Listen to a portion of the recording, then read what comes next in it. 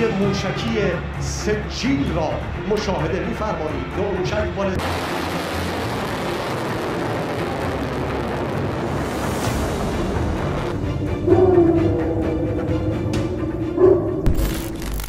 Sejil, which translates to Stone of Hell, is a missile that Iran deployed for the very first time in a direct military conflict between Iran and Israel. No one ever imagined that a defense system said to be the best in the world could be breached in just a matter of minutes. Iron Dome, David's Sling, Arrow 3, all of them were considered cutting edge. But when the Sejil was launched, it triggered widespread panic. This wasn't a drill. This was the real thing. Tel Aviv came under attack, and Haifa was brought to a standstill. And the craziest part, it didn't come from Hezbollah or from Yemen. This time, it came straight out of Iran. It might sound impossible, but if this OTP-3 operation truly worked, Israel and its allies are running out of time. So don't go anywhere. Before we dive into what makes the Sejil so formidable, there's one technical detail that makes this missile nearly unbeatable.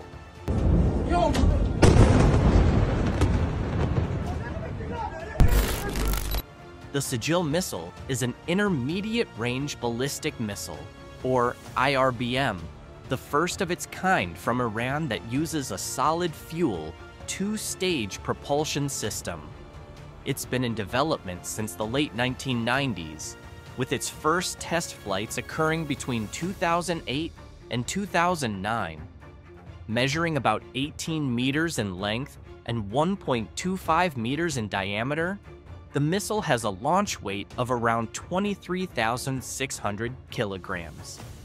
This two-stage solid fuel design allows for faster launch readiness compared to liquid-fueled systems like the Shahab 3, which require extended fueling time and are easier to detect before launch.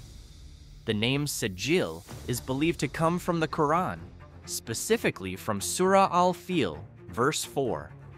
The term refers to fiery stones sent by Allah through a flock of birds known as Ababil to destroy the army of King Abraha. This name was chosen to represent the missile's destructive force and its symbolic power in today's warfare landscape. Fueled by solid composite propellant, the Sejil requires minimal launch preparation. This fuel type enables the missile to be ready for launch within minutes of receiving the order, which significantly reduces the risk of preemptive strikes on its launch site. Entirely produced within Iran, the missile's payload ranges between 500 and 1,000 kilograms. It can carry a high explosive fragmentation warhead and may have the future potential to be fitted with a nuclear warhead as well. Sejil is capable of striking targets as far as 2,000 to 2,500 kilometers away, covering the entire Middle East, including all of Israel, and it could potentially hit the Tel Aviv area in under 7 minutes if launched from Natanz. Its speed is extremely fast, reportedly exceeding Mach 12 during the re-entry phase. In terms of accuracy, the Sejil is quite impressive. Its circular probable error, or CPE, is under 100 meters, with some sources claiming as low as 50 meters or less. That means half of the missiles launched land within 50 to 100 meters of the intended target, enough to take out critical infrastructure with high precision. The Sejil is launched from mobile platforms, also known as TELs, or Transporter Erector Launchers. These mobile units are very difficult to detect because they move quickly and don't remain in one fixed launch location. Iran is known to have deployed multiple launchers across several provinces, making it much harder for opposing forces to track, anticipate, or respond effectively to an attack. One of the most notable features of the Sejil is its ability to maneuver during the re-entry phase. This means the missile can shift its path while descending toward its target, helping it evade interception by defense systems like the Arrow 3 and David's Sling. Some analysts have even speculated about the development of a MIRV version, Multiple Independently Targetable Re-Entry Vehicle, though that hasn't been officially confirmed. Still, just the ability to maneuver during descent already gives Sigil a strong edge in breaking through modern missile defenses. The missile's boost phase is short. Thanks to its solid fuel, it accelerates rapidly without needing long fueling procedures. That makes it harder for enemy radars to detect and track it before it leaves the launcher. The mid-course phase occurs outside the Earth's atmosphere, where Sigil follows a ballistic trajectory and may release decoys to mislead defense systems. During re-entry, the missile plunges back into the atmosphere at hypersonic speeds, performs evasive maneuvers, and zeroes in on its target. This mix of extreme speed and unpredictable path changes makes it incredibly difficult to intercept.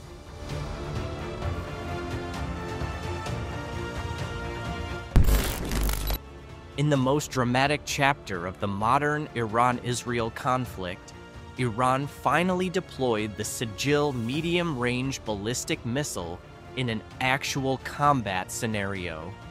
During Operation True Promise 3, or OTP-3, this two-stage, solid-fueled missile was believed to have targeted some of the most sensitive points within Israel's core defense system.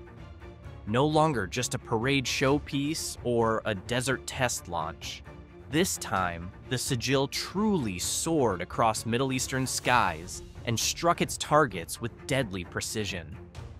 The Iranian government, through the IRGC, claimed that the Sigil missile was directed at the IDF C4I headquarters, a critical center for command, control, communications, and intelligence, located in the Gav-Yam Tech Park in Tel Aviv. This site is strategically vital as it houses data servers, command networks, and the tactical monitoring hub for Israeli military operations. The controversy grew when it was revealed that the location sits near Soroka Hospital in Beersheba, prompting questions. Did Israel deliberately place military command infrastructure beside civilian zones to complicate targeted strikes? The explosion from the Sigil missile struck the intended area with immense force. The resulting shockwave not only disrupted communications throughout the region, but also caused partial damage to the hospital. Reports said windows at Soroka Hospital shattered and parts of the roof sustained damage. Although no major structural harm occurred, the psychological impact was significant, especially because just a day earlier, the hospital had treated high-ranking Israeli officers wounded in an Al-Qassam brigade assault. A place meant for recovery had now become collateral in a larger war. In addition, the Sigil missile strike during OTP-3 also targeted the Tel Aviv Stock Exchange, one of Israel's most prominent symbols of economic power and financial stability. Though not officially confirmed, multiple reports claim trading was briefly halted following outages in power and data systems caused by the blast. Strikes on financial centers like this have far-reaching consequences, not just physical destruction, but also psychological and strategic effects. They inject fear into business circles and undermine global confidence in Israel's internal security. One of the most pivotal moments of OTP-3 was the recorded footage showing the Iron Dome launching its interceptors in the final seconds. This revealed that the Sigil missile had successfully bypassed Israel's early detection phases.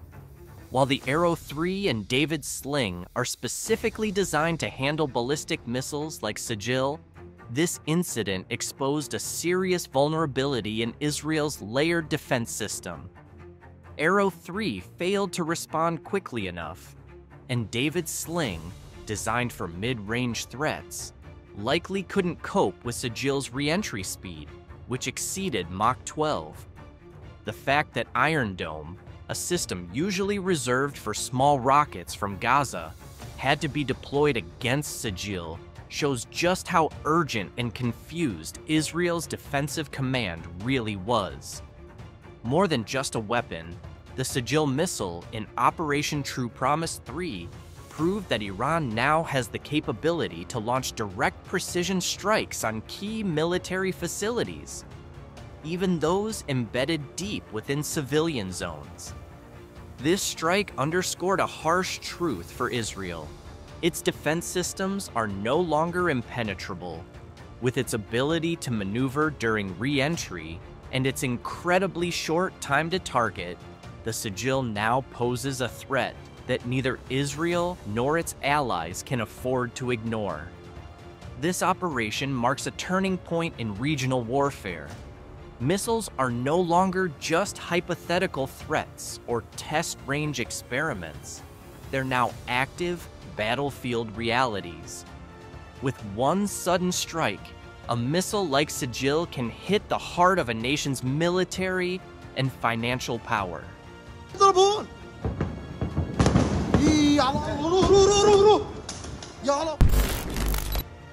Operation True Promise 3 and the Sigil missile strikes sent geopolitical shockwaves around the world.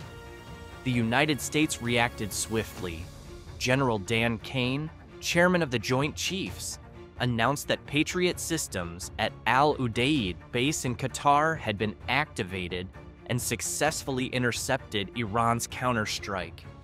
Although there were no reported casualties, this move made it clear the US now sees Iran's missile capabilities as a serious threat. The White House issued a warning, signaling the potential for a broader escalation if Iran launches another attack on US military assets. Washington's official stance? Code Yellow, vigilant and ready to respond. China has opted to take a cautious stance. Beijing condemned Israel's attack on Iran and called for de-escalation during a session at the United Nations Security Council.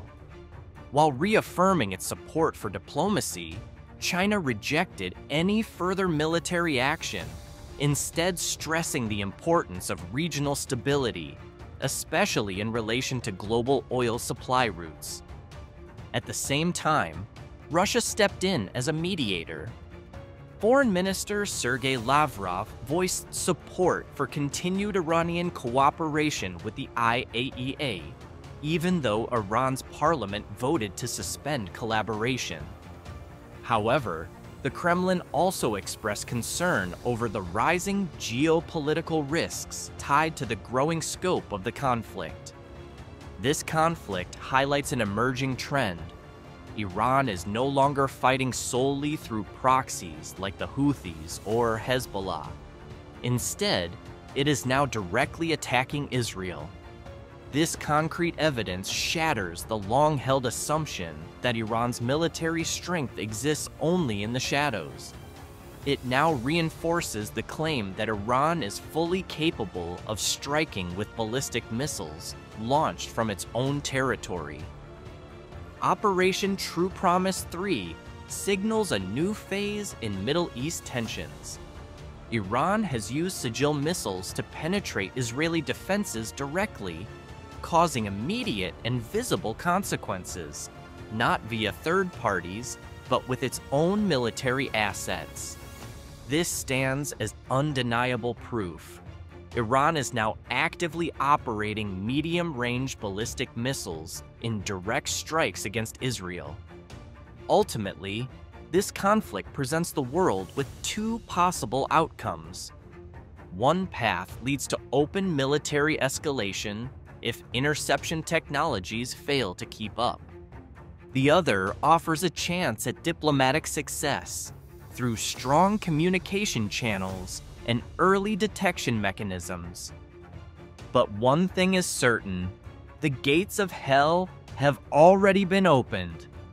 And now, the future of security in Israel, the region, and the broader global landscape hangs in the balance.